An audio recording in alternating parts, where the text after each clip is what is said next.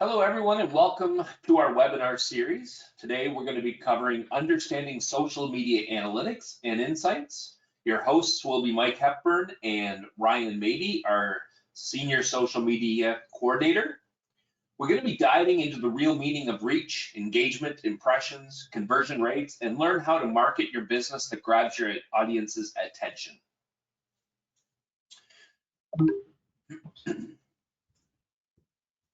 First, I'd like to do a little introduction. Obviously, we're going to introduce myself first. I'm the owner-operator of YourSocialStrategy.com. I have 29 years of experience in the funeral profession. That's why our market niche is funeral homes. I'm the co-founder of Frontrunner Professional and Funeral Tech, past board member of the Thousand Islands Chamber of Commerce, and a current member of the Kingston, Ontario Chamber of Commerce. I always encourage everyone, please feel free to contact me in any way that they wish. You can contact me by email at mike@yoursocialstrategy.com, by phone, 888-356-0380, extension 101, where you can contact me by my cell, either by text or calling 613-328-9422. Text is the easiest way to get a hold of me. I do respond very quickly with all texts. Also, I'd like to introduce Ryan. Ryan, if you could just give a little bit of a background about yourself. Thanks, Mike. So as Mike said, I'm the Senior Social Media Coordinator for YourSocialStrategy.com. My job basically every month is to help our clients curate their monthly calendars, as well as work with our other coordinators on developing content for those clients. I also help do any kind of online advertising, specifically within the social media realm, so Facebook, Instagram, LinkedIn, etc. Perfect. All right, let's get started, Ryan. All right, so this is just a quick breakdown of everything we're going to cover in this presentation. So we're going to go over where to actually find your data and analytical insights on your business page. Specifically, we're going to be highlighting Facebook and Instagram as the main two platforms. Because these platforms have such a large user base, they're generally the most common to perform online advertising on. We're also going to go into the difference between your paid and your organic analytics and where to find those and how to look at the differences between the two. We're going to draw comparisons between your reach and impressions, and further than that, your engagement rate, and defining what the differences between the three are and how you can curate better content to boost those data analytics. So, first off to start, we're going to find exactly where you can find your analytical data hidden within your business page. Now, I should note that specifically with Instagram, there are three different ways you can view your business page. You can view it as a personal page. You specifically want to make sure you're operating as a creator or business page. So I provided an example here of what a business page will look like. And your insights are located just between your content and below your bio and profile image. On Facebook, it's a little bit easier to find. If you're operating as your business page, so you go to your business page, you want to scroll down on the left-hand sidebar, and about 80% of the way down, I've highlighted it here, reads insights on both platforms. So when we click into that, on Facebook, this is the image you're going to get. It lists basically everything that Facebook is tracking based on the content that you're sharing. So we're looking at the differences between your page views and your page follows. So views are how many people are actually visiting your page. Say they've clicked on a post, they go directly to your page and they want to see everything you're about. They're reading your About Me section, maybe looking at some past content that you've shared on that page. And then in comparison, we're looking at page likes. So this is how many people are actually following and have liked your business page, and then comparing between the two. So ours here from the, I guess this would be the second week of January, we had 11 people actually visit our page and scroll around and explore things a little bit. And within that week, we had 1 new like. Now, if we had done some paid advertising for that week or a boosted post, which I'll touch on a little bit later, those page likes probably would have gone up a little bit, but this was just organic growth. There was no paid sponsorships or any kind of promoted posts that we did within this week. So this is just all organic analytical data. So as I touched on reach for paid and organic, the difference between the two, when we're looking at the example I have here, this is what our organic reach would look like. If we had done any paid advertising that week, a lot of these numbers are going to be drastically increased and look like huge bumps in our data. So our page likes would have gone up, page views probably would have doubled, if not tripled. The reach probably could have been in the thousands because we're promoting those posts to reach the designated target audience that we've helped define based on who we think our business is tailored to. Now, comparing the difference between engagement rate and impressions, there are some similarities. So both pieces of data actually track people who are looking at your post or scrolling through your content. The difference comes down to how they're interacting with that. The engagement rate is going to take a calculation based on your likes, your comments, shares, and any other kind of interaction that somebody's actually physically having with that post.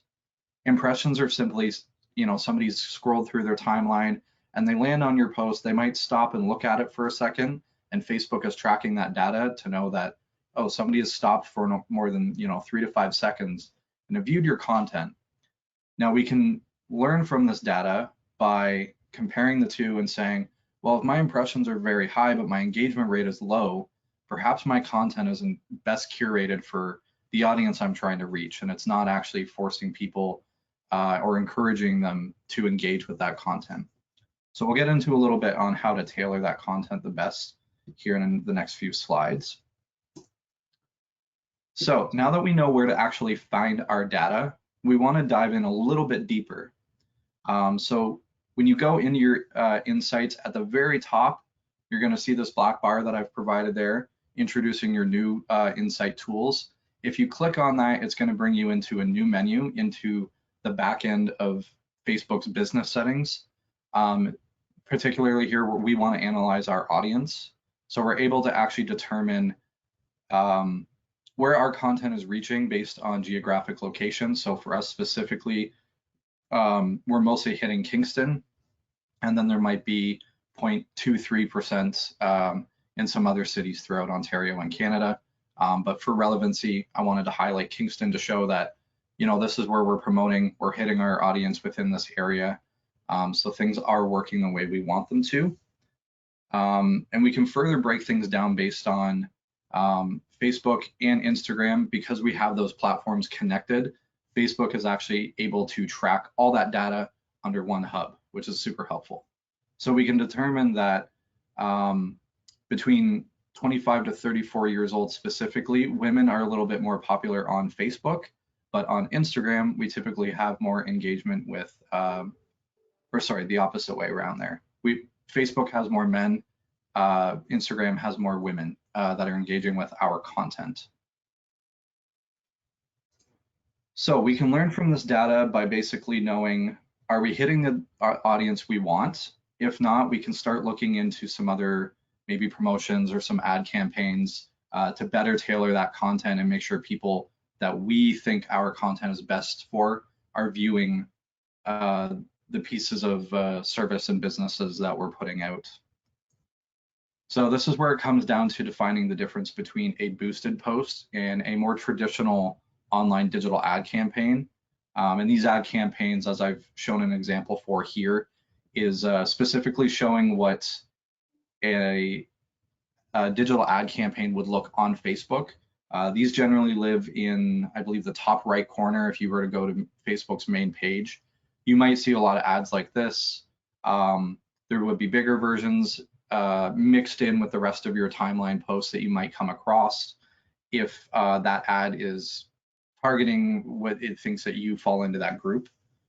So now we're gonna define basically, is this if you have a product or service, is this something that you want to boost as a post that's posted on your page and you just want to further that reach and get more engagement on that post, or maybe there's something else you want to highlight or to attract new users.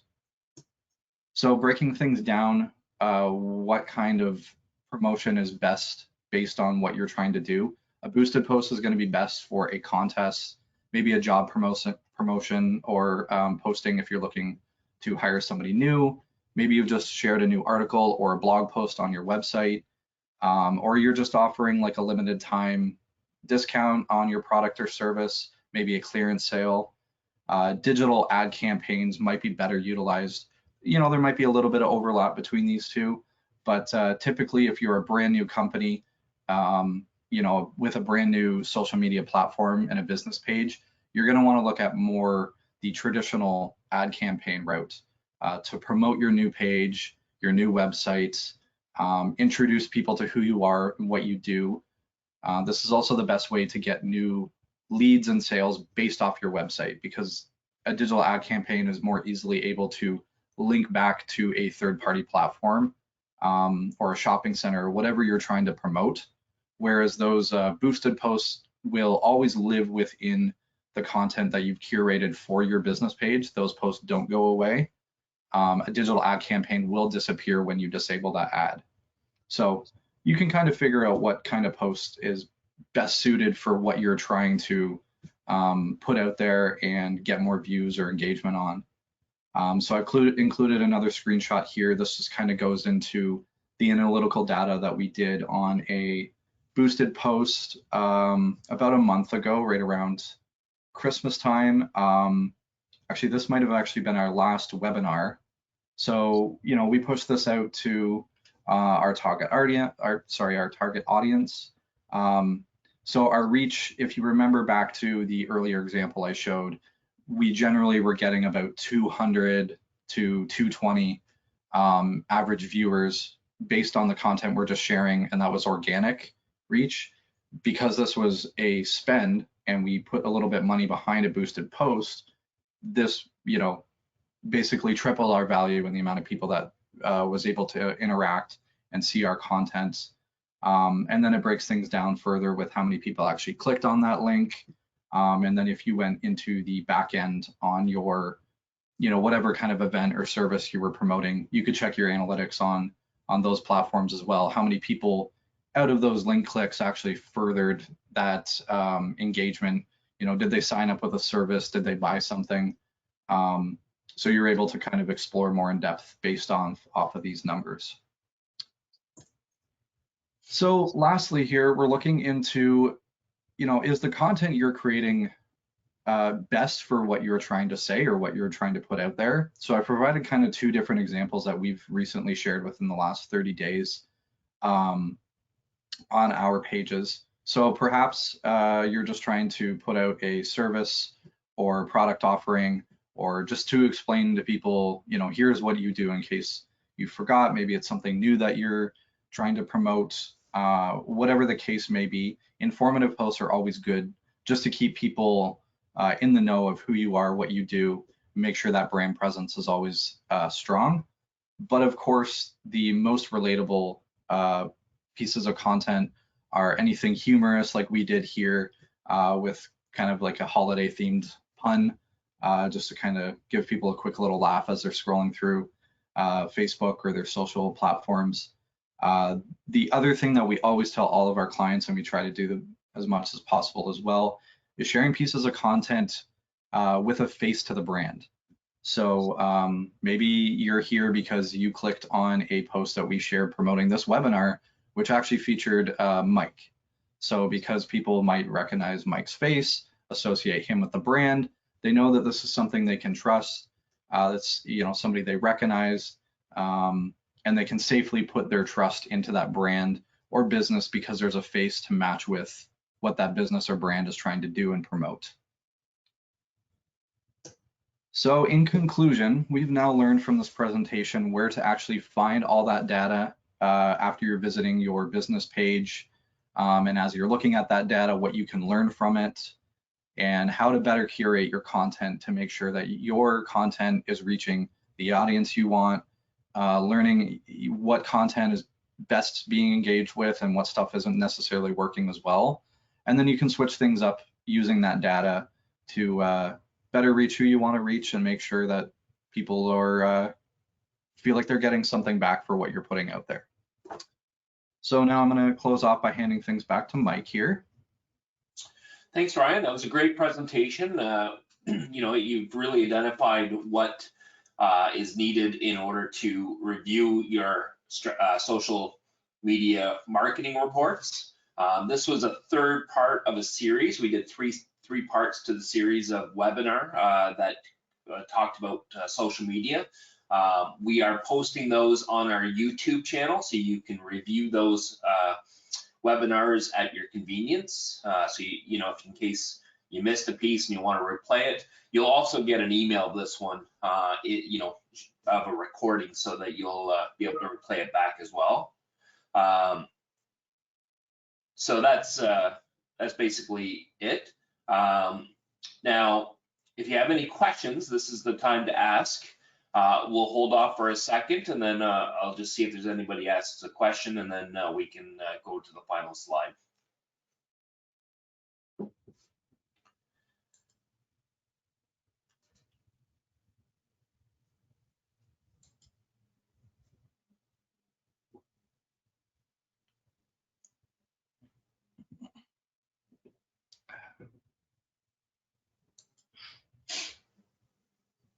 All right, doesn't look like there's any questions.